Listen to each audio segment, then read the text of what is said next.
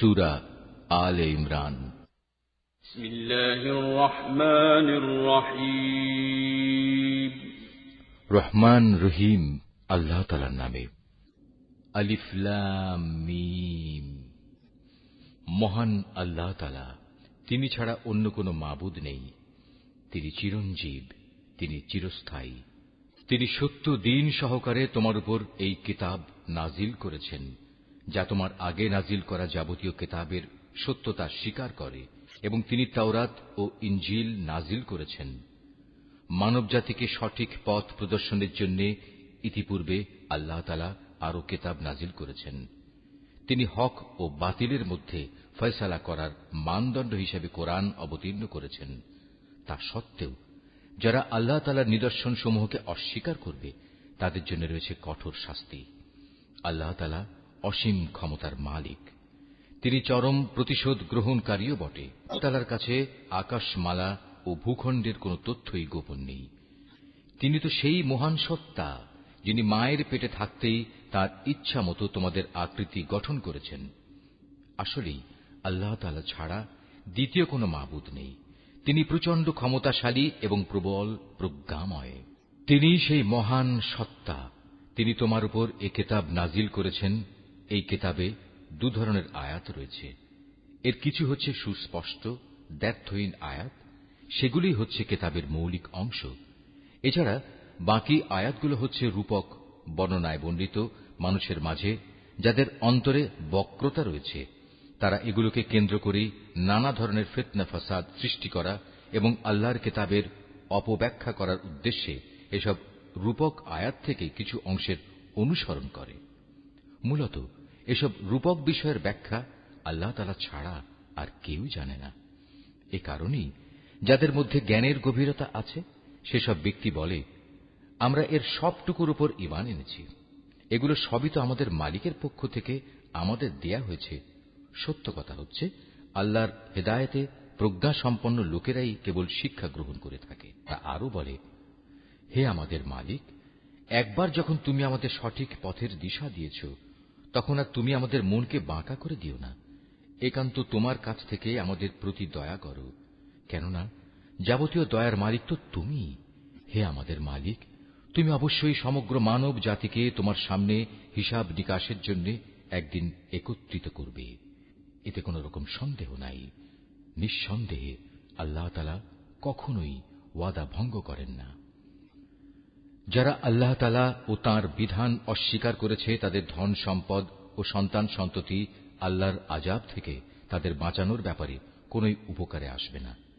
পরিণামে তারাই হবে জাহান্নামের ইন্ধন। তাদের পরিণতি হবে ফিরআউন ও তাদের পূর্ববর্তী নাফরমান জাতিসমূহের মতো। তারা আমার আয়াতসমূহ মিথ্যা প্রতিপন্ন করেছিল। অতএব তাদের অপরাধের কারণে আল্লাহ তাআলা তাদের শক্ত করে পাকড়াও করলেন। বস্তুত শাস্তি প্রয়োগে আল্লাহ তাআলা অত্যন্ত কঠোর। হে নবী, যারা আল্লাহকে অস্বীকার করে, সেসব বিদ্রোহী কাফেরদের তুমি বলে দাও, অচিরেই তোমরা এ দুনিয়ায় লাঞ্ছিত পরাজিত হবে এবং পরকালে তোমাদের জাহান্নামের আগুনের কাছে জড়ো করা হবে। আর জাহান্নাম, তা তো হচ্ছে অত্যন্ত নিকৃষ্ট অবস্থান। দল দুটোর মধ্যে তোমাদের জন্য শিক্ষণীয় কিছু নিদর্শন মজুদ ছিল, যারা বদরের সম্মুখ সমরে একে অপরের সামনাসামনি হয়েছিল। এদের মধ্যে এক বাহিনী লড়ছিল আল্লাহর দ্বীনের পথে, আর অপর বাহিনীটি ছিল অবিশ্বাসী কাফেরদের। এই সম্মুখ সমর তারা চর্মচক্ষু দিয়ে তাদের প্রতিপক্ষকে তাদের দ্বিগুণ দেখতে পাচ্ছিল।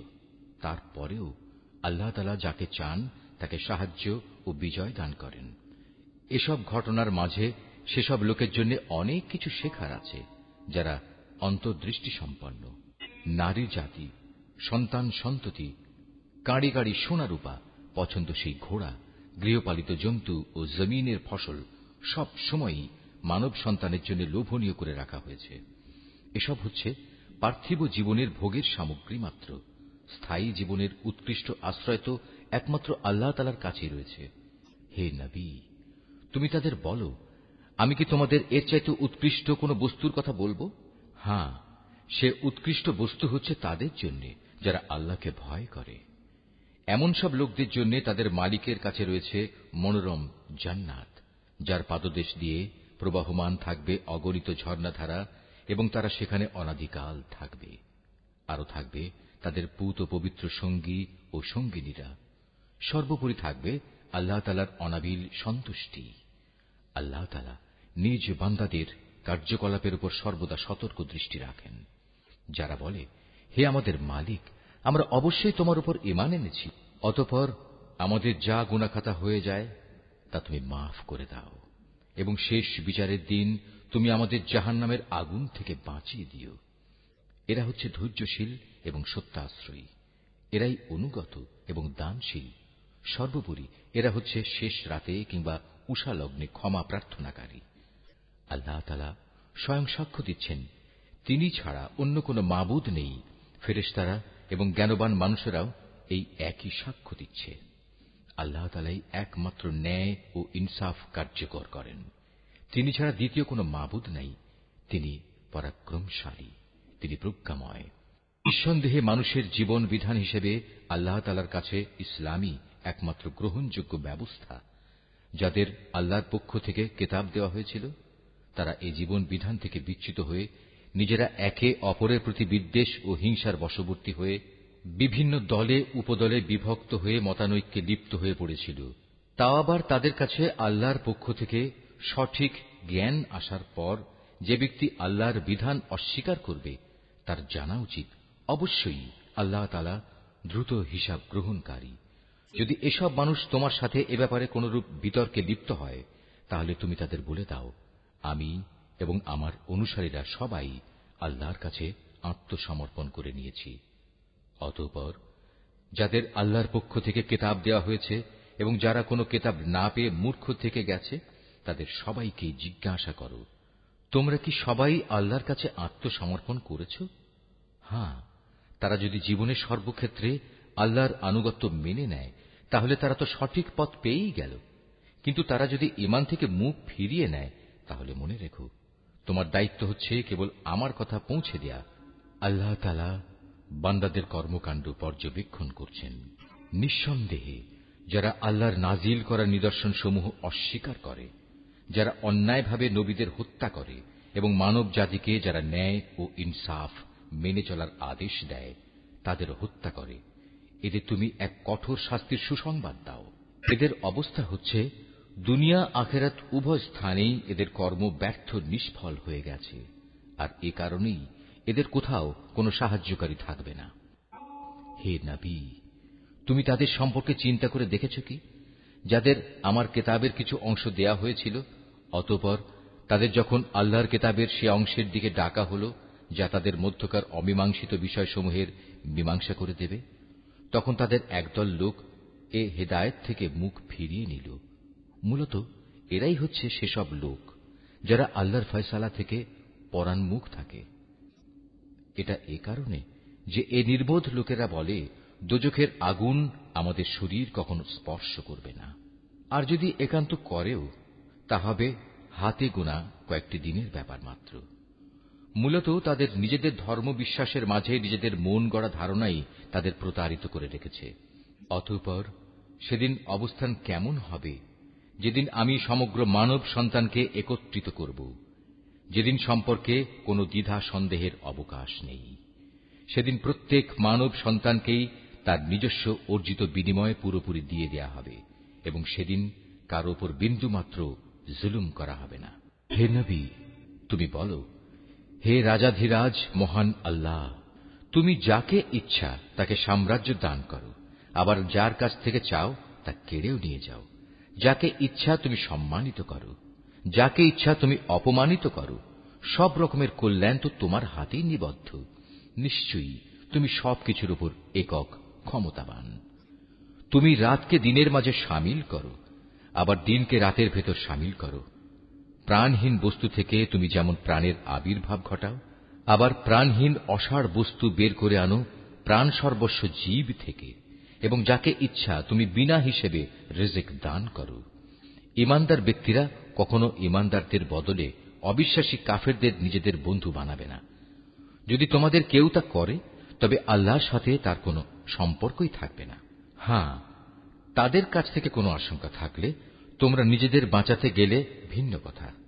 আল্লাহ তাআলা তো বরং তার নিজের ব্যাপারেই তোমাদের ভয় দেখাচ্ছেন বেশি, কারণ তোমাদের আল্লাহর কাছেই ফিরে যেতে হবে।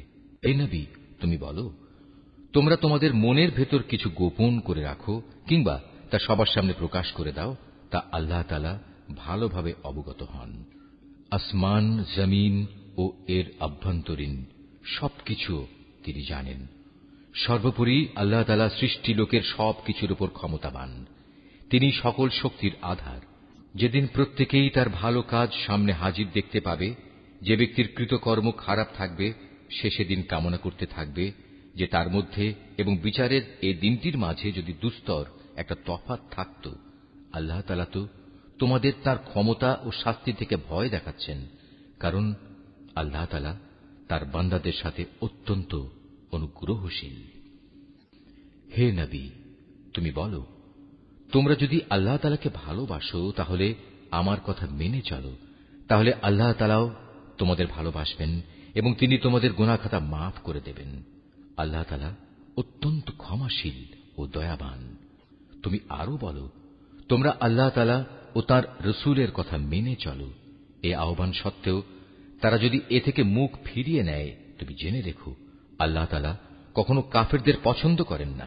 নিশ্চয়ই আল্লাহ তাআলা আদম, নূহ এবং ইব্রাহিমের বংশধর ও ইমরানের বংশধরদের সৃষ্টিকুলের উপর নেতৃত্ব করার জন্য বাছাই করে নিয়েছেন। নেতৃত্বে সমাসীন এদের সন্তানরা বংশানুক্রমে পরস্পর পরস্পরের বংশধর। আল্লাহ তাআলা সবার কথাবার্তা শুনতে পান এবং সব কথা তিনি জানেন।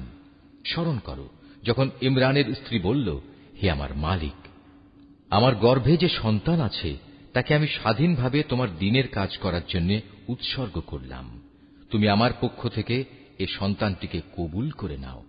অবশ্যই তুমি সব কথা শোনো এবং সব বিষয় জানো। একসময় যখন ইমরানের স্ত্রী সেই সন্তান জন্ম দিল, তখন সে বলল, হে আমার মালিক, এ কি? আমি তো দেখছি একটি মেয়ে সন্তান জন্ম দিয়েছি। একটা মেয়েকে কিভাবে আমি তোমার পথে উৎসর্গ করব? আল্লাহ তাআলা তো ভালোভাবেই জানতেন ইমরানের স্ত্রী কোন ধরনের শিশু জন্ম দিয়েছে। আসলে আল্লাহ তাআলার কোন কোন কাজের জন্য ছেলে কিন্তু কখনো মেয়ের মতো হবে না। ইমরানের স্ত্রী বলল, আমি এ শিশুর নাম রাখলাম মারিয়াম, এবং আমি এই শিশু ও তার অনাগত সন্তানকে অভিশপ্ত শয়তানের অনিষ্ট থেকে রক্ষার জন্য তোমার কাছে আশ্রয় চাই। আল্লাহ তাআলা ইমরানের স্ত্রীর দোয়া কবুল করলেন এবং এ মেয়েটিকে অত্যন্ত আগ্রহ ভরেই গ্রহণ করে নিলেন এবং ধীরে ধীরে এই মেয়েটিকে তিনি ভালোভাবে গড়ে তুললেন। আর সেজন্যই আল্লাহ তাআলা তাকে জাকারিয়ার তত্ত্বাবধানে রেখে দিলেন। বড় হবার পর যখনই জাকারিয়া তার কাছে তার নিজস্ব ইবাদতের কক্ষে যেত, তখনই দেখতে পেত সেখানে কিছু খাবার মজুদ রয়েছে। খাবার দেখে জাকারিয়া জিজ্ঞেস করত, হে মারিয়াম, এসব খাবার তোমার কাছে কোত্থেকে আসে? মারিয়াম জবাব দিত, এসব আসে আমার মালিক আল্লাহর কাছ থেকে। আর অবশ্যই আল্লাহ তাআলা যাকে চান তাকে বিনা হিসেবে রিজিক দান করেন। সেখানে দাঁড়িয়েই জাকারিয়া তার মালিকের কাছে দোয়া করল, হে আমার মালিক, তুমি তোমার কাছ থেকে আমাকে তোমার অনুগ্রহের প্রতীক হিসেবে একটি নেক সন্তান দান করো। নিশ্চয়ই তুমি মানুষের ডাক শোনো। ফেরেশতারা তাকে ডাক দিল এমন এক সময়ে যখন সে ইবাদতের কক্ষে নামাজ আদায় করছিল। ফেরেশতারা বলল, হে জাকারিয়া, আল্লাহ তাআলা তোমার ডাক শুনেছেন। অবশ্যই আল্লাহ তাআলা তোমাকে ইয়াহিয়ার জন্ম সম্পর্কে সুসংবাদ দিচ্ছেন। তোমার সে সন্তান আল্লাহর পক্ষ থেকে তার বাণীর সত্যায়ন করবে। সে হবে সমাজের নেতা, সে হবে সচ্চরিত্রবান, সে হবে নবী, সর্বোপরি সে হবে সৎ কর্মশীল ব্যক্তিদের একজন। এ কথা শুনে জাকারিয়া বলল, হে আমার মালিক, আমার ঘরে ছেলে হবে কিভাবে? একে তো আমি নিজে বার্ধক্যে উপনীত হয়ে গেছি, তদুপরি আমার স্ত্রীও বন্ধ্যা, সন্তান ধারণে সম্পূর্ণ অক্ষম। আল্লাহ তাআলা বললেন, হ্যাঁ, এভাবেই হয়। আল্লাহ তাআলা যা চান তাই তিনি করেন। জাকারিয়া নিবেদন করল, হে মালিক, তুমি আমার জন্য এর কিছু পূর্ব লক্ষণ ঠিক করে দাও।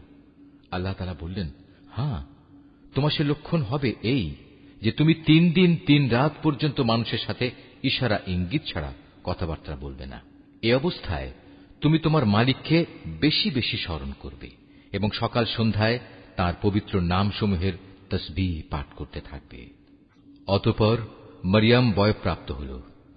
আল্লাহর ফেরেশতারা যখন বলল, হে মরিয়ম, আল্লাহ তাআলা নিঃসন্দেহে তোমাকে একটি বিশেষ কাজের জন্য বাছাই করেছেন এবং এজন্যে তোমাকে তিনি পবিত্র করেছেন এবং বিশ্বের নারীকুলের উপর তিনি তোমাকে সম্মানিত করেছেন। হে মরিয়ম, এর যোগ্য হওয়ার জন্য তুমি সর্বদা তোমার মালিকের অনুগত হও, তাঁর কাছে আনুগত্যের মাথা নত করো, রুকুকারীদের সাথে তুমিও আল্লাহর সামনে রুকু করো। হে নবী, এ সবই ছিল তোমার জন্য অদৃশ্য লোকের সংবাদ। আমি এগুলো তোমাকে ওহির মাধ্যমে জানিয়েছি, নতুবা তুমি তো সেখানে তাদের পাশে হাজির ছিলে না, বিশেষ করে যখন ইবাদতখানার পুরোহিতরা মরিয়মের পৃষ্ঠপোষক কে হবে এটা নির্বাচনের জন্য ভাগ্যরেখায় কলম নিক্ষেপ করেছিল, আর তুমি তাদের ওখানে উপস্থিত ছিলে না যখন তারা বিতর্ক করছিল। অতঃপর ফেরেশতারা বলল, হে মরিয়ম, অবশ্যই আল্লাহ তাআলা তোমাকে একটি পুত্র সন্তানের জন্ম সংক্রান্ত নিজস্ব এক বাণীর সুসংবাদ দিচ্ছেন। তার নাম হবে মসীহ। সে পরিচিত হবে মরিয়মের পুত্র ঈসা হিসাবে। দুনিয়া আখিরাতের উভয় স্থানেই সে সম্মানিত হবে। সে হবে আল্লাহর সান্নিধ্যপ্রাপ্ত ব্যক্তিদের অন্যতম। সে দোলনায় থাকা অবস্থায় যেমন মানুষের সাথে কথা বলতে পারবে, পরিণত বয়সেও তেমনি ভাবে তাদের সাথে কথা বলবে।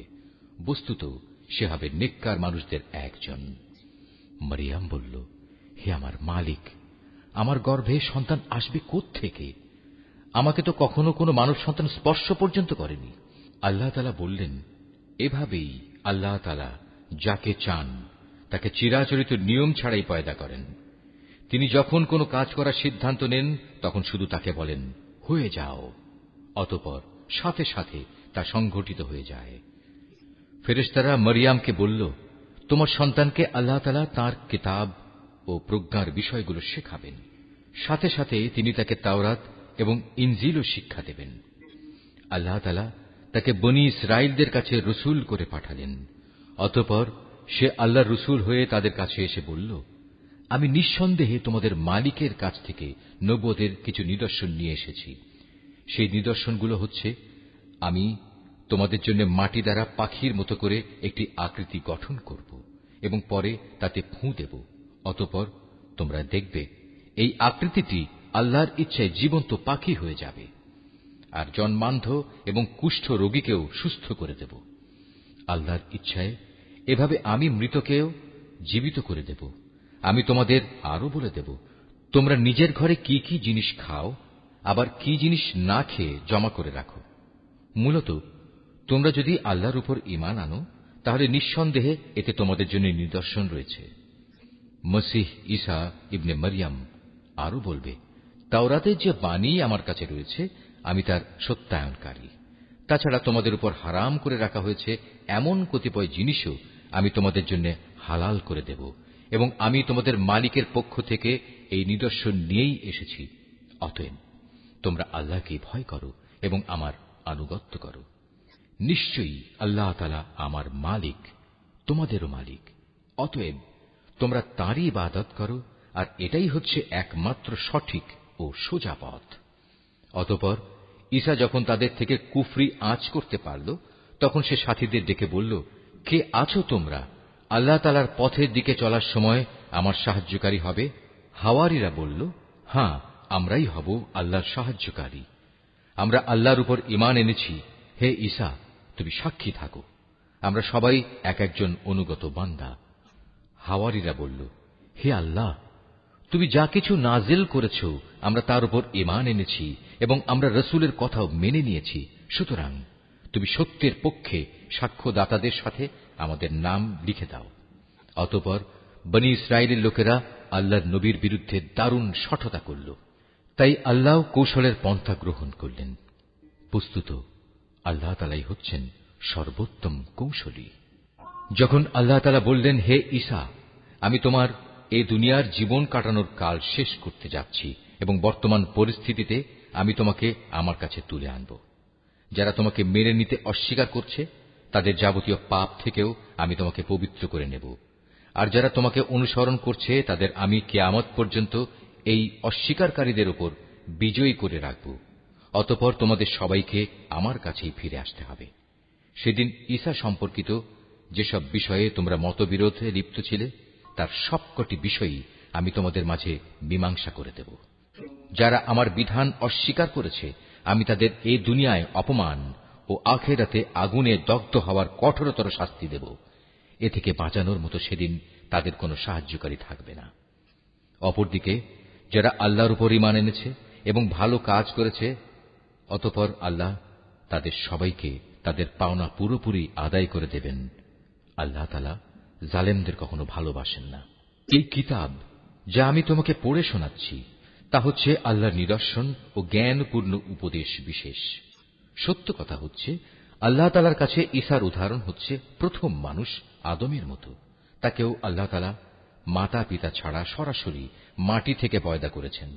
তারপর তাকে বললেন, এবার তুমি মানুষে পরিণত হয়ে যাও। সাথে সাথে তা মানুষ হয়ে গেল। এ হচ্ছে তোমার মালিক আল্লাহর পক্ষ থেকে আসা সত্য প্রতিবেদন। অতঃপর তোমরা কখনো সেসব দলে সামিল হও না যারা ঈসার ব্যাপারে নানা রকম সন্দেহ পোষণ করে। এ বিষয়ে আল্লাহর কাছ থেকে সঠিক জ্ঞান আসার পরেও যদি কেউ তোমার সাথে খামোখা ঝগড়া বিবাদ ও তর্ক করতে চায়, তাহলে তুমি তাদের বলে দাও, এসো আমরা সবাই এ ব্যাপারে একমত হই। আমরা আমাদের ছেলেদের ডাকব এবং তোমাদের ছেলেদেরও ডাকব। একইভাবে আমরা ডাকব আমাদের নারীদের এবং তোমাদের নারীদেরও। সাথে সাথে আমরা আমাদের নিজেদের এবং তোমাদেরও একসাথে জড়ো হওয়ার জন্য ডাক দেব। অতঃপর সবাই এক জায়গায় জড়ো হলে আমরা বিনীতভাবে আবেদন করব, আমাদের মধ্যে যে মিথ্যাবাদী তার উপর আল্লাহর অভিশাপ বর্ষিত হোক।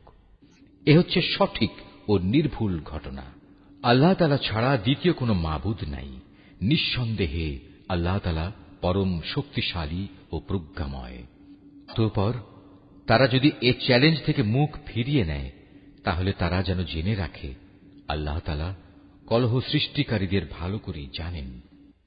হে নবী, তুমি বলো, হে কিতাবধারীরা, এসো আমরা উভয় একমত হই এমন এক কথায় যা আমাদের কাছে এক ও অভিন্ন, এবং সে কথাটি হচ্ছে আমরা উভয়ই আল্লাহ তাআলা ছাড়া অন্য কারো ইবাদত করব না এবং তার সাথে অন্য কিছুকে অংশীদার বানাবো না। সর্বোপরি এক আল্লাহ তাআলা ছাড়া আমরা আমাদের মাঝেও একে অপরকে প্রভু বলে মেনে নেব না। অতঃপর তারা যদি এ থেকে মুখ ফিরিয়ে নেয়, তাহলে তাদের তুমি বলে দাও, তোমরা সাক্ষী থেকো, আমরা আল্লাহর সামনে আনুগত্যের মাথা নত করে দিয়েছি। তুমি আরো বলো, হে কিতাবধারীরা, তোমরা ইব্রাহিম সম্পর্কে আমাদের সাথে অযথা কেন তর্ক করো, অথচ তোমরা জানো তাওরাত ও ইনজিল তার অনেক পরে নাজিল করা হয়েছে। তোমরা কি একথা বুঝতে পারছ না? হ্যাঁ, এর কয়েকটি বিষয়ে তোমাদের হয়তো কিছু কিছু জানাশোনা ছিল এবং সে বিষয়ে তো তোমরা তর্ক বিতর্কও করলে, কিন্তু যেসব বিষয়ে তোমাদের কোনো জ্ঞানই নেই, সেসব বিষয়ে তোমরা বিতর্কে লিপ্ত হচ্ছ কেন? আল্লাহ তাআলা তো সবকিছু জানেন, তোমরা কিছুই জানো না। ঘটনা হচ্ছে, ইব্রাহিম না ছিল ইহুদি না ছিল খ্রিস্টান, বরং সে ছিল একজন একনিষ্ঠ মুসলিম। সে কখনো মুশরিকদের দলভুক্ত ছিল না। মানুষদের ভেতর ইব্রাহিমের সাথে ঘনিষ্ঠতম সম্পর্কের বেশি অধিকার তো আছে সেসব লোকের যারা তার অনুসরণ করেছে। এ নবী ও তার উপর ঈমান আনয়নকারী হচ্ছে ইব্রাহিমের ঘনিষ্ঠতম ব্যক্তি। মূলত আল্লাহ তাআলা একমাত্র তাদেরই সাহায্যকারী পৃষ্ঠপোষক যারা তার উপরে ঈমান আনে।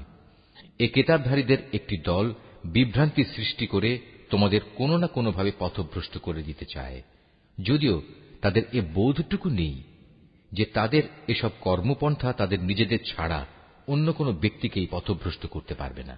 হে কিতাবধারীরা, তোমরা জেনে বুঝে কেন আল্লাহর আয়াত ও তাঁর বিধান অস্বীকার করছ, অথচ এই ঘটনাসমূহের সত্যতার সাক্ষ্য তো তোমরা নিজেরাই বহন করছ। হে কিতাবধারীরা, কেন তোমরা হককে বাতিলের সাথে মিশিয়ে দিচ্ছ?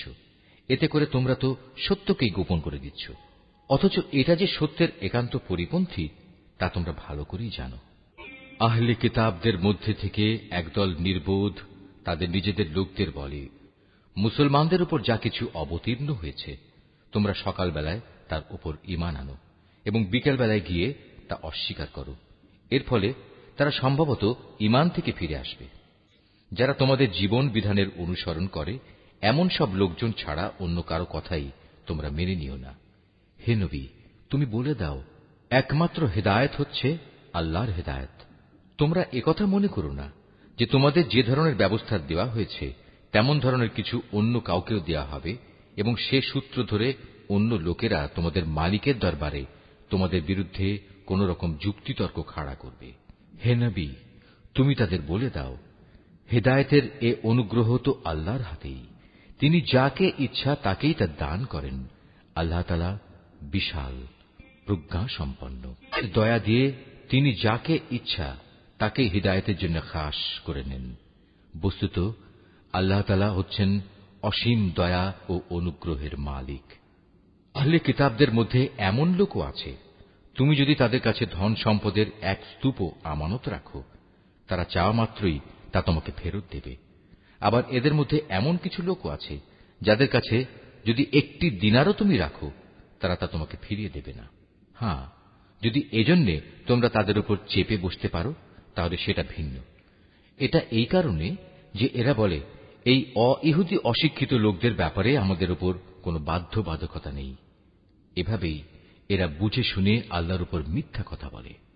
অবশ্য যে ব্যক্তি আল্লাহর সাথে সম্পাদিত প্রতিশ্রুতি রক্ষা করে চলে, অতঃপর সে ব্যাপারে সাবধানতা অবলম্বন করে, তাদের জন্য সুখবর হচ্ছে আল্লাহ তাআলা সাবধানী লোকদের খুব ভালোবাসেন। যারা নিজেদের আল্লাহর সাথে সম্পাদিত প্রতিশ্রুতি ও শপথসমূহ সামান্য বৈষয়িক মূল্যে বিক্রি করে দেয়, পরকালে তাদের জন্য আল্লাহর পুরস্কারের কোনো অংশই থাকবে না। সেদিন এদের সাথে আল্লাহ তাআলা কোনো কথাবার্তা বলবেন না। এমনকি সেদিন আল্লাহ তাআলা তাদের দিকে তাকিয়েও দেখবেন না এবং আল্লাহ তাআলা তাদের পাক পবিত্রও করবেন না। সত্যি এদের জন্য রয়েছে কঠোর পীড়াদায়ক আযাব। এদের মধ্যে এমন কিছু লোকও আছে যারা কিতাবের কোনো অংশ যখন পড়ে তখন নিজেদের জিহ্বাকে এমনভাবে এদিক সেদিক করে নেয় যাতে তোমরা মনে করতে পারো যে সে সত্যিই বুঝি তা কিতাবের কোনো অংশ, কিন্তু তা কিতাবের কোনো অংশই নয়। তারা আরো বলে, এটা আল্লাহর কাছ থেকেই এসেছে, কিন্তু আসলে তা আল্লাহর কাছ থেকে আসা কিছু নয়। এরা জেনে শুনে আল্লাহর উপর মিথ্যা কথা বলে চলেছে। কোন মানব সন্তানের পক্ষেই এটা সম্ভব নয় যে আল্লাহ তাআলা তাকে তাঁর কিতাব, প্রজ্ঞা ও নবুয়ত দান করবেন। অতঃপর সে লোকদের ডেকে বলবে, তোমরা আল্লাহকে ছেড়ে এখন সবাই আমার বান্দা হয়ে যাও। বরং সে তো নবুয়ত প্রাপ্তির পর একথাই বলবে, তোমরা সবাই তোমাদের মালিকের বান্দা হয়ে যাও।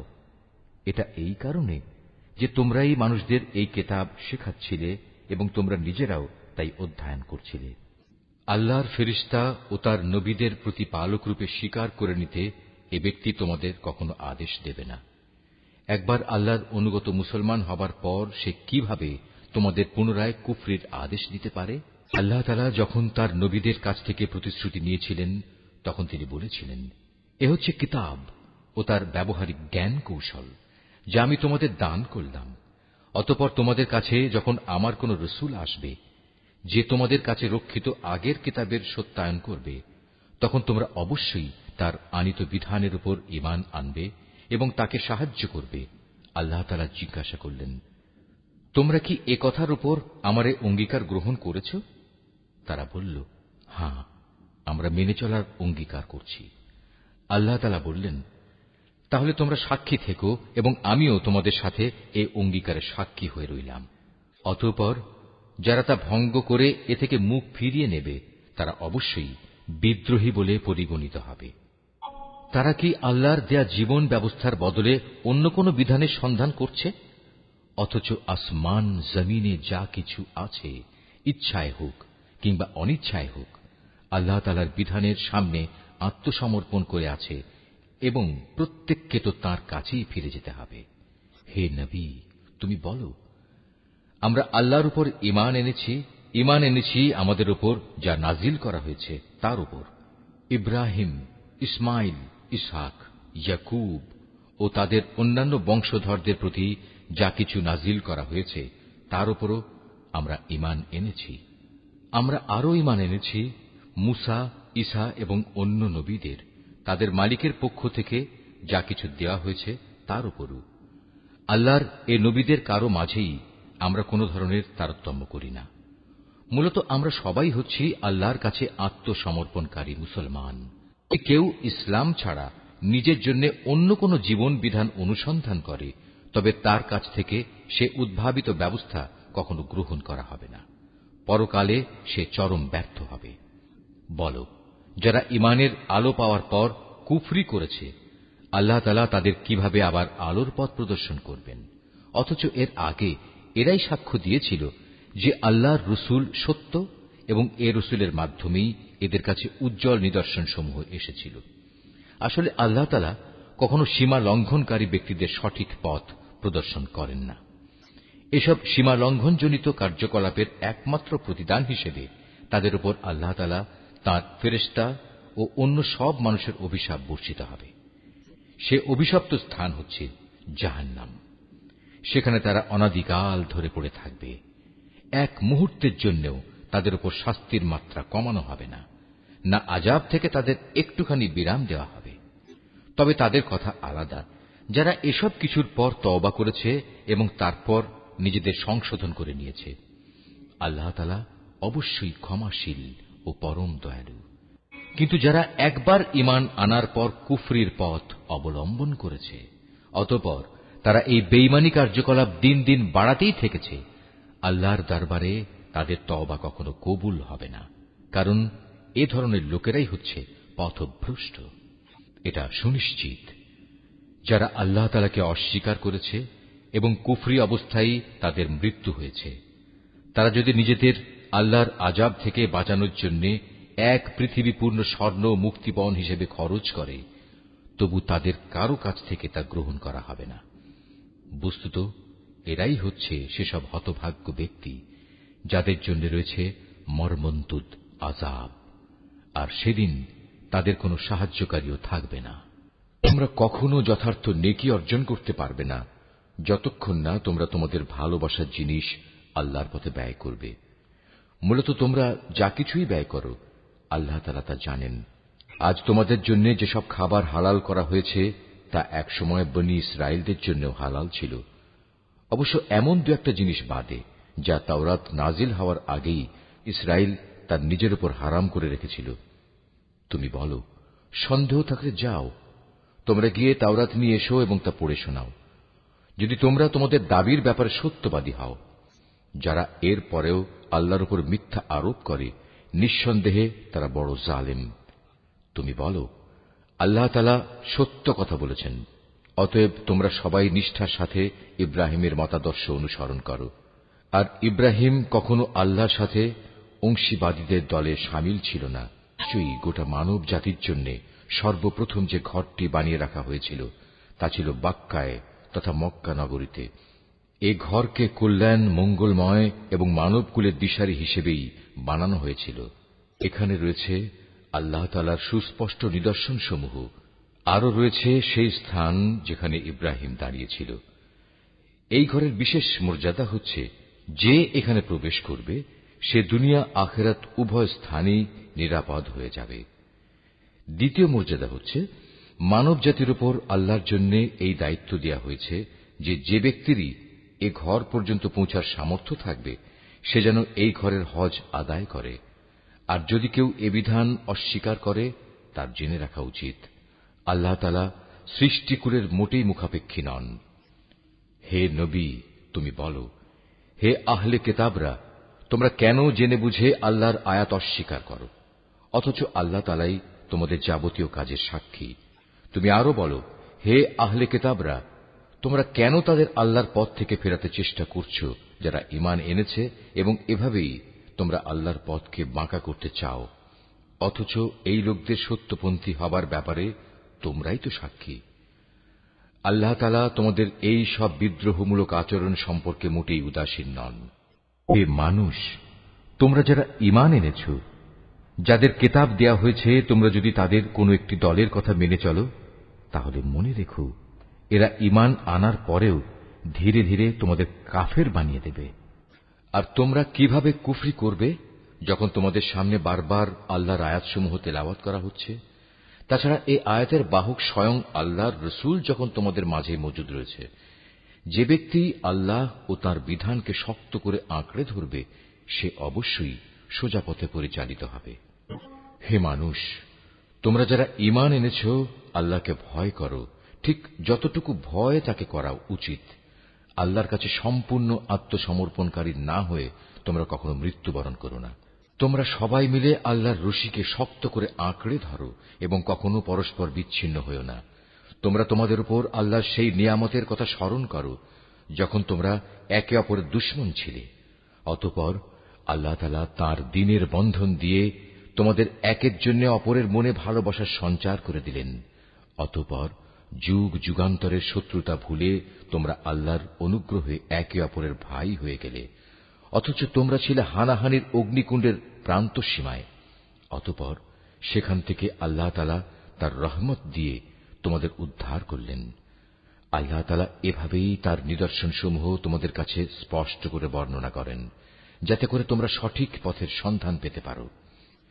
তোমাদের মধ্য থেকে এমন একটি দল থাকা উচিত যারা মানুষকে কল্যাণের দিকে ডাকবে, সত্য ও ন্যায়ের আদেশ দেবে, আর অসত্য ও অন্যায় কাজ থেকে তাদের বিরত রাখবে।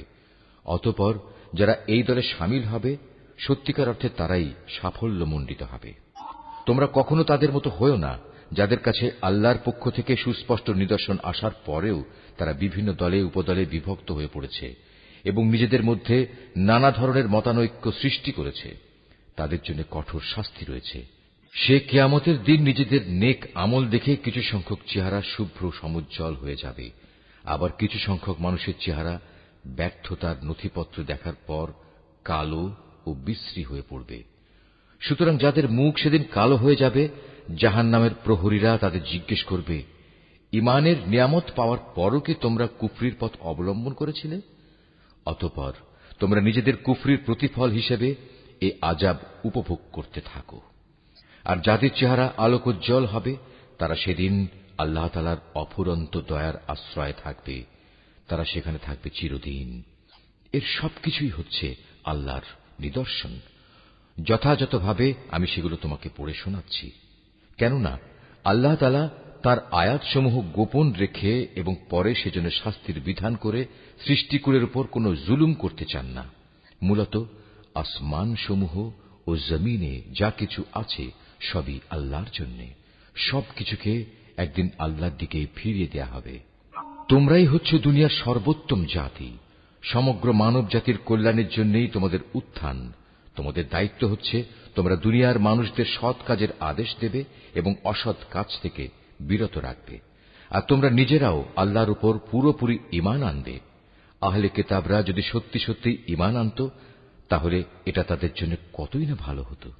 তাদের মধ্যে কিছু কিছু ঈমানদার ব্যক্তিও রয়েছে, তবে তাদের অধিকাংশই হচ্ছে সত্যত্যাগী লোক। সামান্য কিছু দুঃখ কষ্ট দেয়া ছাড়া তারা তোমাদের কখনো কোনো ক্ষতি করতে পারবে না। তারা যদি কোনো সময় তোমাদের সাথে সম্মুখ সমরে লিপ্ত হয়, তাহলে তারা পৃষ্ঠ প্রদর্শন করবে। অতঃপর তাদের কোন রকম সাহায্য করা হবে না। যেখানেই এদের পাওয়া যাবে সেখানেই এদের অপমানিত ও লাঞ্ছিত করে রাখা হবে। তবে আল্লাহ তাআলার নিজের প্রতিশ্রুতি ও মানুষের প্রতিশ্রুতির মাধ্যমে কিছুটা নিরাপত্তা পাওয়া গেলে সেটা ভিন্ন। এরা আল্লাহর ক্রোধ ও গজবের পাত্র হয়েছে। এদের উপর দারিদ্র ও লাঞ্ছনা চাপিয়ে দেওয়া হয়েছে। এর কারণ ছিল এরা আল্লাহ তাআলা ও তাঁর বিধানকে অস্বীকার করেছে। আল্লাহর নবীদের এরা অন্যায়ভাবে হত্যা করেছে। মূলত এ হচ্ছে তাদের বিদ্রোহ ও সীমা লঙ্ঘনের ফল। তারা আহলে কিতাবরা আবার সবাই একরকম নয়। তাদের মধ্যে এমন কিছু লোক আছে যারা সত্য ও ন্যায়ের উপর অবিচল হয়ে দাঁড়িয়ে আছে, যারা সারা রাত আল্লাহর কিতাব পাঠ করে এবং নামাজ পড়ে। তারা আল্লাহ তাআলা ও শেষ বিচার দিনের উপর ঈমান রাখে এবং মানুষদের তারা ন্যায় কাজের আদেশ দেয় ও অন্যায় কাজ থেকে নিষেধ করে। সৎ কাজে এরা প্রতিযোগিতা করে। এ ধরনের মানুষেরাই হচ্ছে মূলত নেক লোকদের অন্তর্ভুক্ত। তারা যা কিছু ভালো কাজ করবে, প্রতিদান দেওয়ার সময় তা কখনো অস্বীকার করা হবে না, কারণ আল্লাহ তাআলা পরেজগার লোকদের ভালো করেই জানেন। একথা সুনিশ্চিত, যারা আল্লাহ তাআলাকে অস্বীকার করে তাদের ধন সম্পদ সন্তান সন্ততি আল্লাহ তাআলার মোকাবেলায় তাদের কোনই উপকারে আসবে না, বরং তারা হবে নিশ্চিত জাহান্নামের অধিবাসী। সেখানে অনন্তকাল তারা পড়ে থাকবে। এ ধরনের লোকেরা এ দুনিয়ার জীবনে যা খরচ করে তার উদাহরণ হচ্ছে যারা নিজেদের উপর অবিচার করেছে সেই দলের শস্যক্ষেত্রের উপর দিয়ে প্রবাহমান হিম শীতল তীব্র বাতাসের মতো, যা তাদের শস্যক্ষেত্র বরবাদ করে দিয়ে গেল।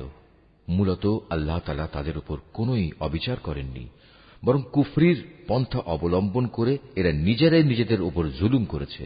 হে ঈমানদার ব্যক্তিরা, তোমরা কখনো নিজেদের দলভুক্ত লোকজন ছাড়া অন্য কাউকে নিজেদের অন্তরঙ্গ বন্ধু হিসেবে গ্রহণ করো না, কেননা এরা তোমাদের অনিষ্ট সাধনের কোন পথই অনুসরণ করতে দ্বিধা করবে না।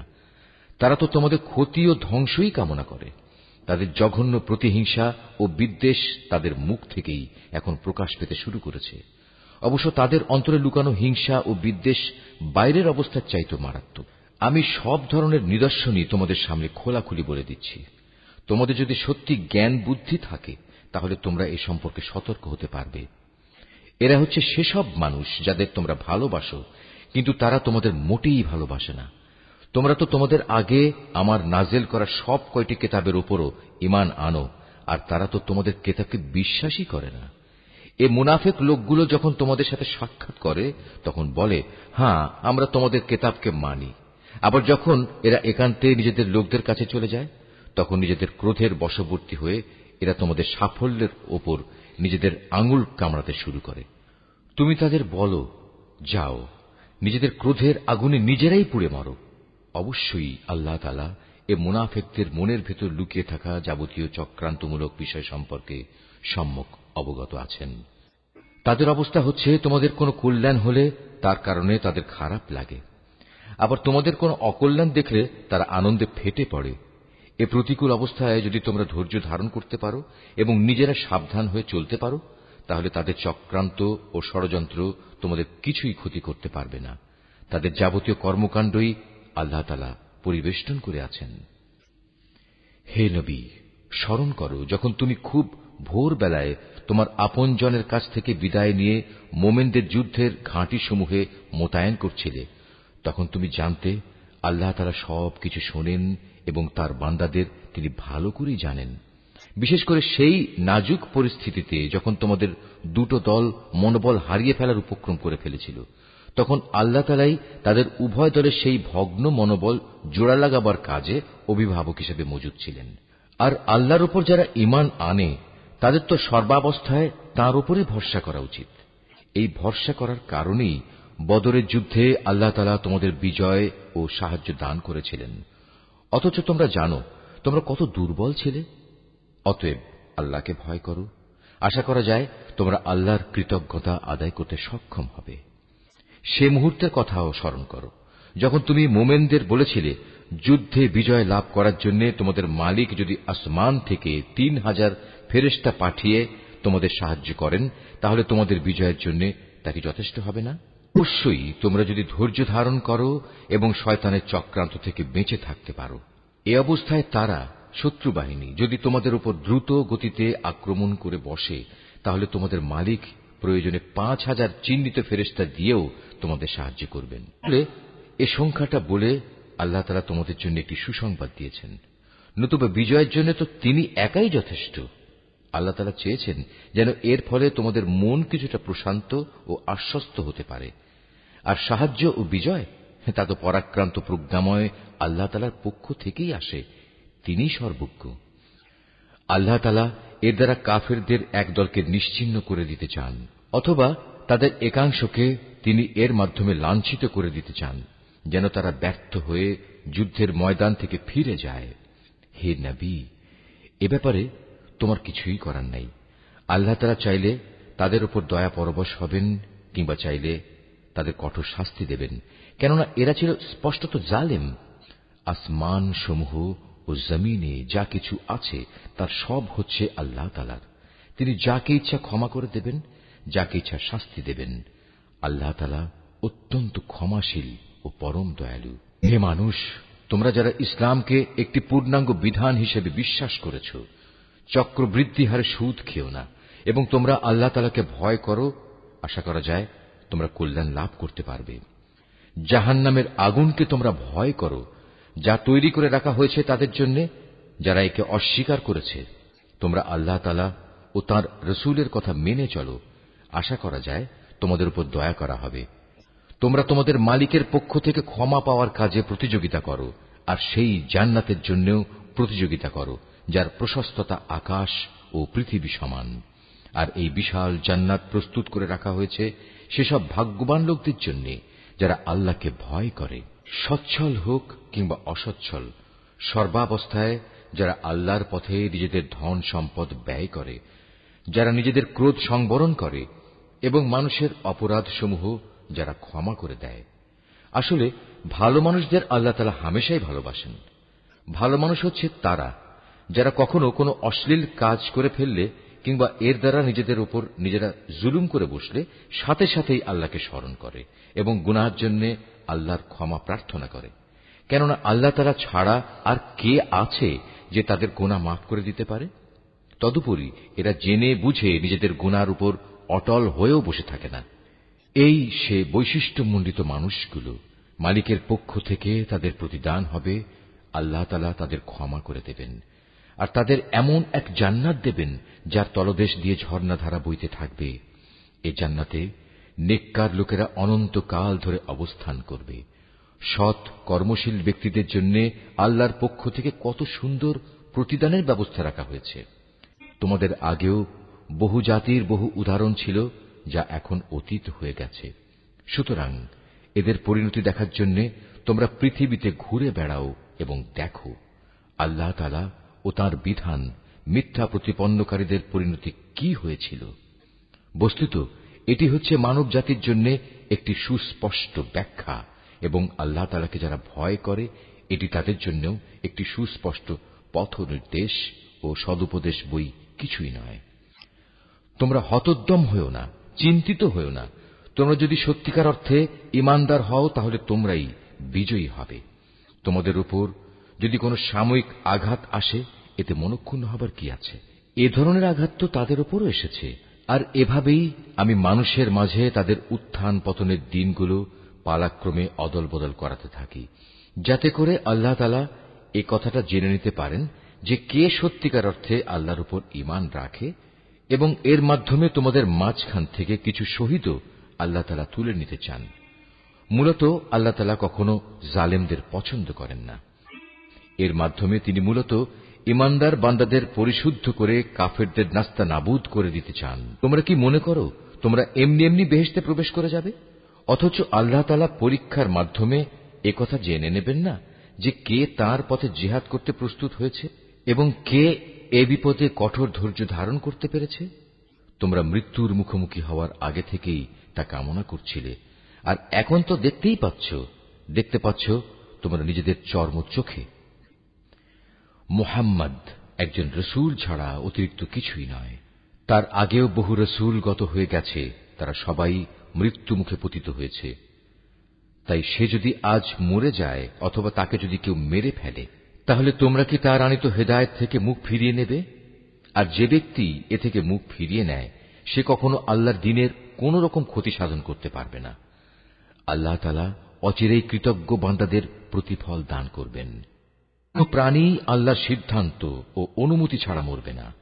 আল্লাহ তাআলার কাছে প্রত্যেকটি প্রাণীরই মৃত্যুর দিনক্ষণ সুনির্দিষ্ট হয়ে আছে। এর পরেও যে ব্যক্তি পার্থিব পুরস্কারের প্রত্যাশা করে, আমি তাকে এ দুনিয়াতেই তার কিছু অংশ দান করব। আর যে ব্যক্তি আখিরাতের পুরস্কারের ইচ্ছা পোষণ করবে, আমি তাকে সে চিরন্তন পাওনা থেকেই এর প্রতিফলন দান করব, এবং অচিরেই আমি আমার প্রতি কৃতজ্ঞদের যথার্থ প্রতিফল দান করব। আল্লাহর আরো অনেক নবী এখানে এসেছিল, যুদ্ধ করেছে আল্লাহর পথে। তার সাথে আরো যুদ্ধ করেছে অনেক সাধক ও জ্ঞানবান ব্যক্তি। আল্লাহর পথে তাদের উপর যত বিপদ মুসিবতি এসেছে তাতে কোনোদিনই তারা হতাশ হয়ে পড়েনি, তারা দুর্বলও হয়নি, বাতিলের সামনে তারা মাথাও নত করেনি। এ ধরনের ধৈর্যশীল ব্যক্তিদেরই আল্লাহ তাআলা ভালোবাসেন। তাদের মুখে এছাড়া অন্য কথা ছিল না যে তারা বলেছিল, হে আমাদের মালিক, তুমি আমাদের যাবতীয় গুনাহখাতা মাফ করে দাও, আমাদের কাজকর্মের সব বাড়াবাড়ি তুমি ক্ষমা করে দাও, এবং বাতিলের মোকাবেলায় তুমি আমাদের কদম মজবুত রাখো। হক ও বাতিলের সম্মুখ সমরে কাফেরদের উপর তুমি আমাদের বিজয় দাও। অতঃপর আল্লাহ তাআলা এই নেক বান্দাদের দুনিয়ার জীবনেই ভালো প্রতিফল দিয়েছেন, এবং পরকালীন জীবনেও তিনি তাদের জন্য উত্তম পুরস্কার দিয়েছেন। আল্লাহ তাআলা নেককার বান্দাদের ভালোবাসেন।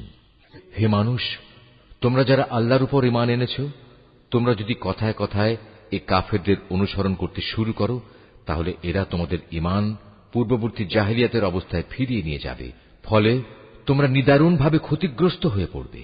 আল্লাহ তাআলাই হচ্ছেন তোমাদের একমাত্র রক্ষক ও অভিভাবক, এবং তিনিই হচ্ছেন তোমাদের উত্তম সাহায্যকারী। অচিরেই আমি এ কাফেরদের অন্তরে ভীতি সঞ্চার করে দেব, কারণ তারা আল্লাহর সাথে অন্যদের শরীক বানিয়ে তাদের অনুসরণ করেছে, অথচ তাদের এ কাজের সপক্ষে আল্লাহ তাআলা কোন দলিল প্রমাণ তাদের কাছে পাঠাননি।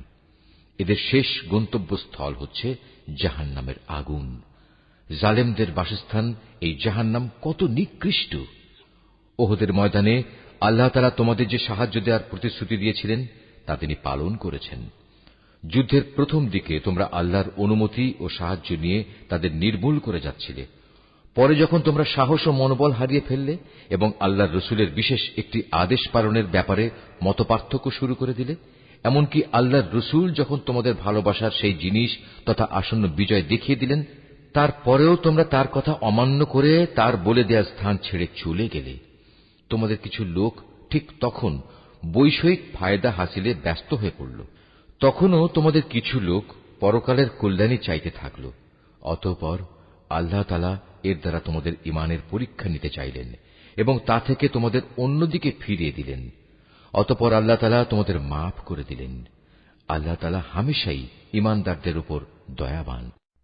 ওহুদের সম্মুখ সমরে বিপর্যয় দেখে তোমরা যখন ময়দান ছেড়ে পাহাড়ের উপরের দিকে উঠে যাচ্ছিলে এবং তোমরা তোমাদের কোন লোকের প্রতি লক্ষ্য রাখছিলে না, অথচ আল্লাহর রসুল তোমাদের তখনও পেছন থেকে ডাকছিল, কিন্তু তোমরা শুনলে না। তাই আল্লাহ তাআলা তোমাদের দুঃখের পর দুঃখ দিলেন, যেন তোমাদের কাছ থেকে যা হারিয়ে গেছে এবং যা কিছু বিপদ তোমাদের উপর পতিত হয়েছে, এর কোনোটার ব্যাপারে তোমরা উদ্বিগ্ন ও মর্মাহত না হও। আল্লাহ তাআলা তোমাদের সব ধরনের কর্মকাণ্ড সম্পর্কেই ওয়াকিবহাল রয়েছেন। এরপর আল্লাহ তাআলা তোমাদের উপর এমন সন্তোষজনক পরিস্থিতি নাযিল করে দিলেন, এর ফলে তোমাদের একদল লোক তন্দ্রাচ্ছন্ন হয়ে পড়ে, আর একদল লোক যাদের নিজেরাই নিজেদের উদ্বিগ্ন করে রেখেছিল, তারা তাদের জাহেলি যুগের ধারণা অনুযায়ী আল্লাহ তাআলা সম্পর্কে অন্যায় ধারণা করতে থাকে। এক পর্যায়ে তারা এও বলতে শুরু করে, যুদ্ধ পরিচালনার কাজে কি আমাদের কোনো ভূমিকা আছে? হে নবী, তুমি তাদের বলো, এ ব্যাপারে আমারও কোনো ভূমিকা নেই। ক্ষমতা ও কর্তৃত্বের সবটুকু আল্লাহর হাতে। এই দলের লোকেরা তাদের মনের ভেতর সেসব কথাবার্তা গোপন করে রেখেছে, তা তোমার সামনে খোলাখুলি প্রকাশ করে না। তারা বলে, এ কাজে যদি আমাদের কোনো ভূমিকা থাকত, তাহলে আজ আমরা এখানে নিহত হতাম না। তুমি তাদের বলে দাও, যদি আজ তোমরা সবাই ঘরের ভেতরেও থাকতে, তবু নিহত হওয়া যাদের অবধারিত ছিল, তারা তাদের মরণের বিছানার দিকে বের হয়ে আসত। আর এভাবেই তোমাদের মনের ভেতর লুকিয়ে রাখা বিষয়সমূহের ব্যাপারে আল্লাহ তাআলা তোমাদের পরীক্ষা করেন, এবং এ ঘটনার মাঝ দিয়ে তিনি তোমাদের অন্তরে যা কিছু আছে তাও পরিশুদ্ধ করে দেন। তোমাদের মনের কথা সম্পর্কে আল্লাহ তাআলা সম্যক ওয়াকিবহাল রয়েছেন। দুটি বাহিনী যেদিন সম্মুখ সমরে একে অপরের মুখোমুখি হয়েছিল, সেদিন যারা ময়দান থেকে পালিয়ে গিয়েছিল, তাদের একাংশের অর্জিত কাজের জন্য শয়তানই তাদের পদস্খলন ঘটিয়ে দিয়েছিল। অতঃপর তারা অনুতপ্ত হলে আল্লাহ তাআলা তাদের ক্ষমা করে দিলেন। আল্লাহ তাআলা অত্যন্ত ক্ষমাশীল ও পরম ধৈর্যশীল। হে ঈমানদার ব্যক্তিরা, তোমরা কাফেরদের মতো হয়ো না। তাদের অবস্থা ছিল এমন, এ কাফেরদের কোনো ভাই বন্ধু যখন বিদেশ বিভুঁয়ে মারা যেত কিংবা কোনো যুদ্ধে লিপ্ত হতো, তখন এরা তাদের সম্পর্কে বলতো, এরা যদি বাইরে না গিয়ে আমাদের কাছে থাকত, তাহলে এরা কিছুতেই মরত না এবং এরা নিহতও হতো না। এভাবেই এ মানসিকতাকে আল্লাহ তাআলা তাদের মনের আক্ষেপে পরিণত করে দেন। আসলে আল্লাহই মানুষের জীবন দেন, আল্লাহই মানুষের মৃত্যু ঘটান, এবং তোমরা এ দুনিয়ায় যা করে যাচ্ছ, আল্লাহ তাআলা তার সব কিছুই দেখেন। তোমরা যদি আল্লাহর পথে নিহত হও অথবা সে পথে থেকেই তোমরা মৃত্যুবরণ করো, তাহলে আল্লাহর পক্ষ থেকে যে রহমত ও ক্ষমা লাভ করবে তা হবে কাফেরদের সঞ্চিত অর্থ সামগ্রীর চাইতে অনেক বেশি উত্তম। আল্লাহর পথে যদি তোমরা জীবন বিলিয়ে দাও অথবা তাঁরই পথে তোমাদের মৃত্যু হয়, তাহলেই তোমাদের কি করার থাকবে? কারণ তোমাদের তো একদিন আল্লাহ তাআলার সমীপে এমনি একত্রিত করা হবে। এটা আল্লাহর এক অসীম দয়া যে তুমি এদের সাথে ছিলে কোমল প্রকৃতির মানুষ। এর বিপরীত যদি তুমি নিষ্ঠুর ও পাষাণ হৃদয়ের মানুষ হতে, তাহলে এসব লোক তোমার আশপাশ থেকে সরে যেত। অতএব তুমি এদের অপরাধসমূহ মাফ করে দাও। এদের জন্য আল্লাহর কাছে ক্ষমা প্রার্থনা করো এবং কাজ কর্মের ব্যাপারে এদের সাথে পরামর্শ করো। অতঃপর সে পরামর্শের ভিত্তিতে সংকল্প একবার যখন নিয়ে নেবে, তখন তার সফলতার জন্য আল্লাহর উপর ভরসা করো। আল্লাহ তাআলা তার উপর নির্ভরশীল মানুষদের ভালোবাসেন। যদি আল্লাহ তাআলা তোমাদের সাহায্য করেন, তাহলে কোনো শক্তি তোমাদের পরাজিত করতে পারবে না। আর তিনি যদি তোমাদের পরিত্যাগ করেন, তাহলে এখানে এমন কোন শক্তি আছে যে অতঃপর তোমাদের কোন রকম সাহায্য করতে পারে? কাজেই আল্লাহর উপর যারা ঈমান আনে, তাদের আল্লাহর উপরই ভরসা করা উচিত। কোন নবীর পক্ষে কোন বস্তুর খেয়ানত করা সম্ভবই নয়। হ্যাঁ, মানুষের মধ্যে কেউ যদি কিছু খেয়ানত করে, তাহলে কিয়ামতের দিন সে ব্যক্তিকে তার খেয়ানতের সে বস্তু সহ আল্লাহর দরবারে হাজির হতে হবে। অতঃপর প্রত্যেককেই তার অর্জিত ভালো মন্দের পাওনা সঠিকভাবে আদায় করে দেয়া হবে। সেদিন তাদের কারো ওপর অবিচার করা হবে না। যে ব্যক্তি আল্লাহর সন্তুষ্টির পথ অনুসরণ করে, তার সাথে কিভাবে সে ব্যক্তির তুলনা করা যায়? যে আল্লাহর বিরোধী পথে চলে শুধু তার ক্রোধই অর্জন করেছে, তার এমন ব্যক্তির জন্য জাহান্নামের আগুন হবে একমাত্র বাসস্থান, আর তা হবে সত্যিই একটি নিকৃষ্ট আশ্রয়স্থল। এরা নিজ নিজ আমল অনুযায়ী আল্লাহর কাছে বিভিন্ন স্তরে বিভক্ত হবে। আল্লাহ তাআলা এদের সব ধরনের কার্যকলাপের উপর সজাগ দৃষ্টি রাখেন। আল্লাহ তাআলা অবশ্যই তাঁর ঈমানদার বান্দাদের উপর এই অনুগ্রহ করেছেন যে তিনি তাদের মাঝ থেকে একজন ব্যক্তিকে রসূল করে পাঠিয়েছেন, যে তাদের কাছে আল্লাহর কিতাবের আয়াতসমূহ পড়ে শোনায় এবং সে অনুযায়ী সে তাদের জীবনকে পরিশুদ্ধ করে। সর্বোপরি সে নবী তাদের আল্লাহর কিতাব ও তাঁর গ্রন্থলব্ধ জ্ঞান বিজ্ঞান শিক্ষা দেয়। অথচ এরা সবাই ইতিপূর্বে স্পষ্ট ভ্রান্তিতে নিমজ্জিত ছিল। যখনই তোমাদের উপর ওহদ যুদ্ধের বিপদ নেমে এলো, তখনই তোমরা বলতে শুরু করলে, পরাজয়ের এ বিপদ কিভাবে এলো, কার দোষে এলো? অথচ বদরের যুদ্ধে এর চাইতে দ্বিগুণ পরাজয়ের বিপদ তো তোমরাই তাদের ঘটিয়েছিলে। হে নবী, তুমি বলো, এটা এসেছে তোমাদের নিজেদের কারণেই। আল্লাহ তাআলা সর্ববিষয়ের উপর অসীম ক্ষমতায় ক্ষমতাবান। উহুদের ময়দানে দুদলের সম্মুখ লড়াইয়ের দিনে যে সাময়িক বিপর্যয় তোমাদের উপর এসেছিল, তা এসেছে আল্লাহর ইচ্ছায়। এই বিপর্যয় দিয়ে আল্লাহ তাআলা একথাটা জেনে নিতে চান, কারা তাঁর উপর সঠিক অর্থে ঈমান এনেছে। এর মাধ্যমে তাদের পরিচয়ও তিনি জেনে নেবেন। যারা এই চরম মুহূর্তে মুনাফিকি করেছে, এ মুনাফিকদের যখন বলা হয়েছিল যে সবাই একসাথে আল্লাহর পথে লড়াই করো, অথবা কমপক্ষে নিজেদের শহরের প্রতিরক্ষাটুকু তোমরা করো, তখনও তারা বলল, যদি আমরা জানতাম আজ সত্যি সত্যি যুদ্ধ হবে, তাহলে অবশ্যই আমরা তোমাদের অনুসরণ করতাম। এ সময় তারা ঈমানের চাইতে কুফরিরই বেশি কাছাকাছি অবস্থান করছিল। এরা মুখে এমন সব কথা বলে যা তাদের অন্তরে নেই, আর এরা যা কিছু গোপন করে আল্লাহ তাআলা তা সম্যক অবগত আছেন। সেসব মুনাফিক যারা যুদ্ধে শরিক না হয়ে ঘরে বসে থাকল এবং ভাইদের সম্পর্কে বলল, তারা যদি তাদের মতো ঘরে বসে থাকত এবং তাদের কথা শুনত, তাহলে তারা আজ এভাবে মারা পড়ত না।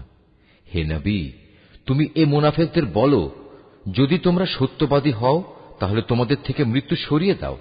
যারা আল্লাহর পথে নিহত হয়েছে, তাদের তোমরা কোনো অবস্থাতেই মৃত বলো না। তারা তো জীবিত, তাদের মালিকের পক্ষ থেকে জীবিত লোকদের মতোই তাদের রিজিক দেয়া হচ্ছে। আল্লাহ তাআলা নিজ অনুগ্রহ দিয়ে তাদের যা কিছু দান করেছেন, তাতেই তারা পরিতৃপ্ত। এবং যারা এখনো তাদের পেছনে রয়ে গেছে, যারা এখনো তাদের সাথে মিলিত হতে পারেনি, তাদের ব্যাপারেও এরা খুশি, কেননা এমন ধরনের লোকদের জন্য এখানে কোনো ভয় নেই এবং তারা সেদিন উৎকণ্ঠিতও হবে না। এ ভাগ্যবান মানুষরা আল্লাহর পক্ষ থেকে অফুরন্ত নিয়ামত ও অনুগ্রহে উৎফুল্ল আনন্দিত হয়, কারণ আল্লাহ তাআলা ঈমানদার বান্দাদের পাওনা কখনো বিনষ্ট করেন না।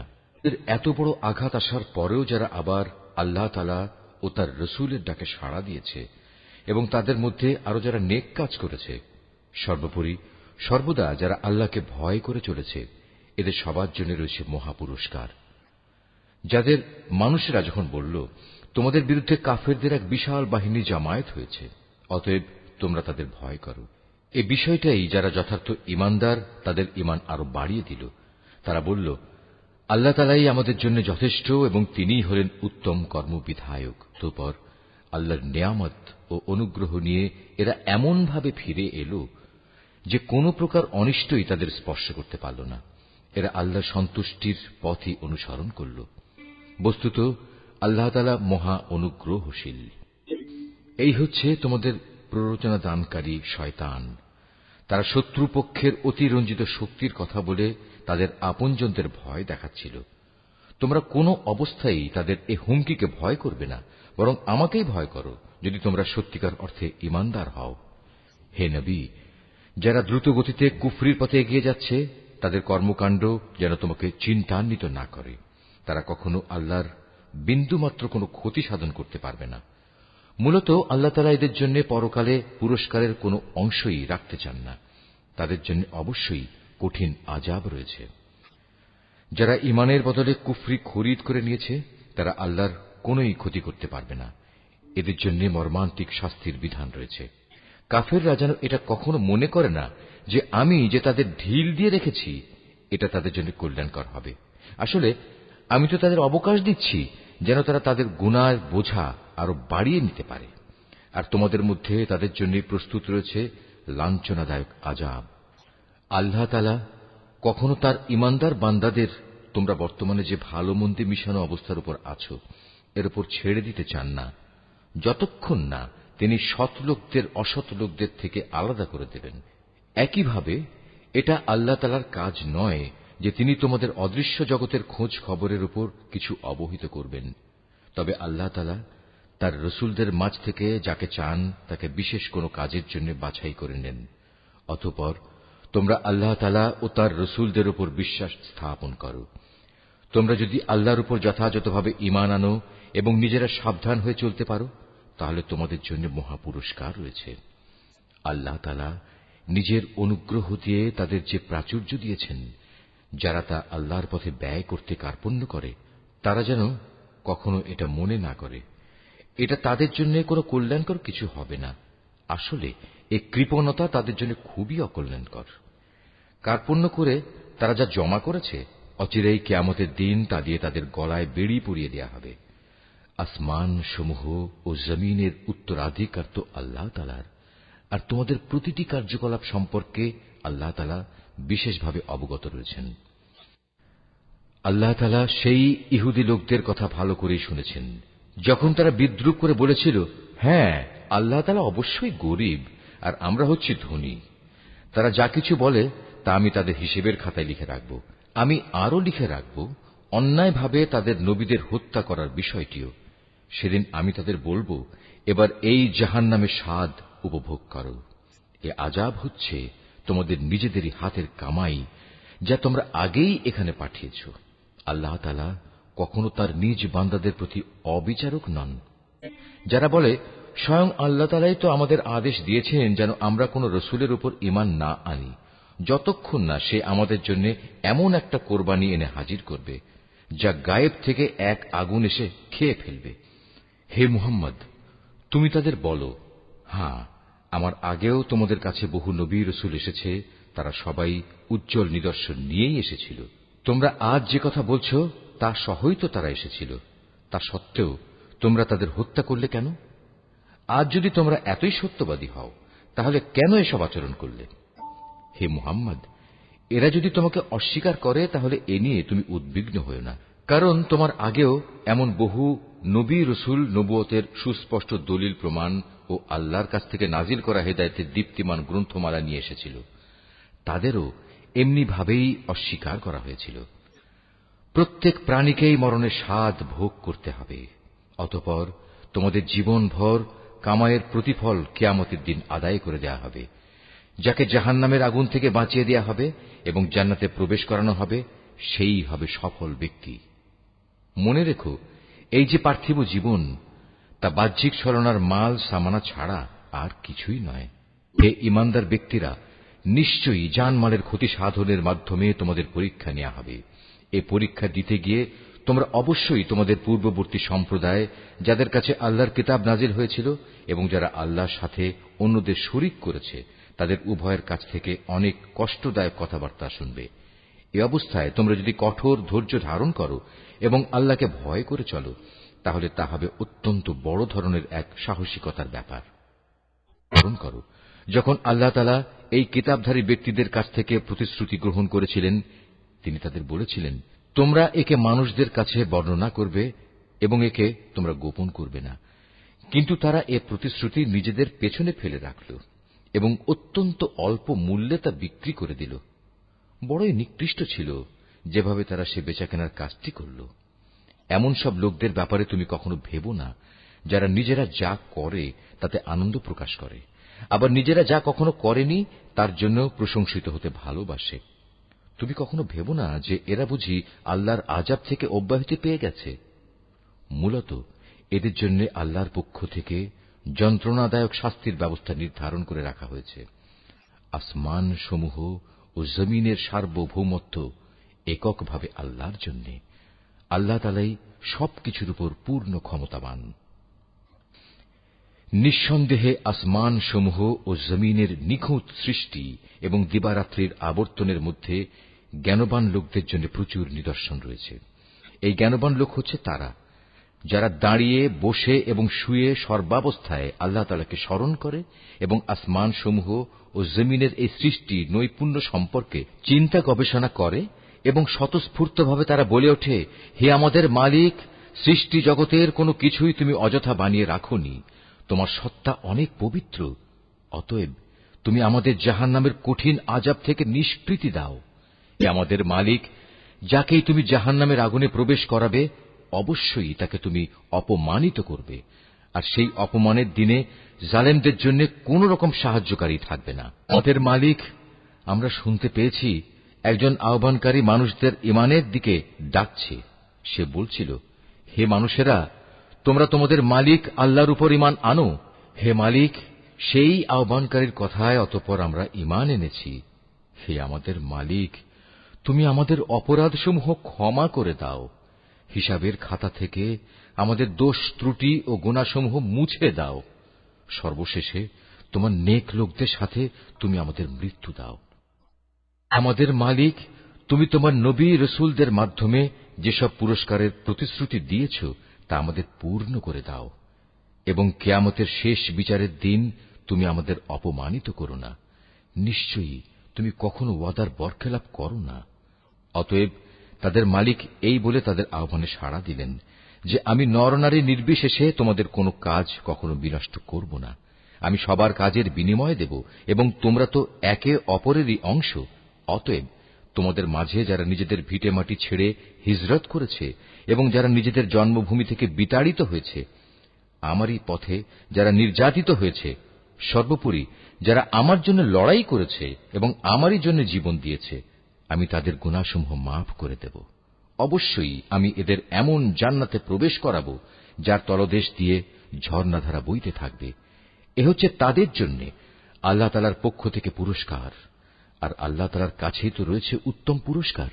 মুহাম্মদ, জনপদ সমূহে যারা আল্লাহ তাআলাকে অস্বীকার করেছে তাদের দাম্ভিক পদচারণা যেন কোনোভাবেই তোমাকে বিভ্রান্ত করতে না পারে, কেননা এসব কিছু হচ্ছে সামান্য কয়দিনের সামগ্রী মাত্র।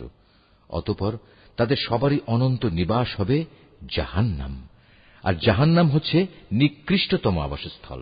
তবে যারা নিজেদের মালিককে ভয় করে চলে তাদের জন্য নির্দিষ্ট হয়ে আছে সুরম্য উদ্যানমালা, যার নিচ দিয়ে প্রবাহিত হবে ঝর্ণাধারা।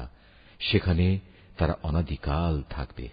এ হবে আল্লাহ তাআলার পক্ষ থেকে তাদের জন্য আতিথেয়তা। আর আল্লাহ তাআলার কাছে যা পুরস্কার সংরক্ষিত আছে তা অবশ্যই নেককার লোকদের জন্য অতি উত্তম জিনিস। ইতিপূর্বে আমি যাদের কাছে কিতাব পাঠিয়েছি সেসব কিতাবধারী লোকদের মাঝে এমন লোক অবশ্যই আছে যারা আল্লাহকে বিশ্বাস করে। তোমাদের এই কিতাবের উপর তারা যেমনি বিশ্বাস করে তেমনি তারা বিশ্বাস করে তাদের উপর প্রেরিত কিতাবের উপরও। এরা আল্লাহর জন্য ভীত সন্ত্রস্ত ও বিনয়ী বান্দা। এরা আল্লাহর আয়াতকে স্বার্থের বিনিময়ে সামান্য মূল্যে বিক্রি করে না। এরাই হচ্ছে সেসব ব্যক্তি যাদের জন্য তাদের মালিকের কাছ থেকে অগাধ পুরস্কার রয়েছে। নিঃসন্দেহে আল্লাহ তাআলা হচ্ছেন দ্রুত হিসাব সম্পন্নকারী।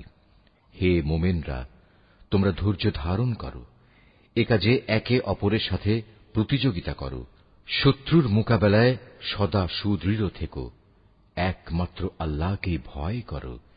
এভাবেই আশা করা যায় তোমরা সফল